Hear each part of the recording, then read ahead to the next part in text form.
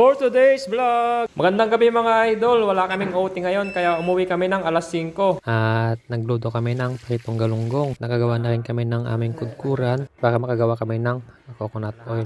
At syempre napalike na ako dyan kasi sinimulan na ni Lakay yung aming kudkuran. Ako naman habang nagkakape ay hinanda ko na rin yung galunggong at yung aming kawali. At dumating yung aming manager. Kaya napapangiti nga siya kasi siya lang yung may OT.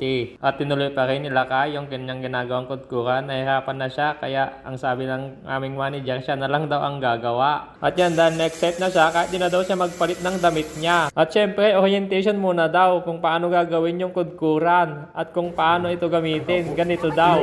Ganun lang ko. Ganun din sa akin eh. At yan natapos na nga namin yung aming kudkuran. At yan dahil next set ng aming manager siya na daw yung ulang magkudkod ng nyog.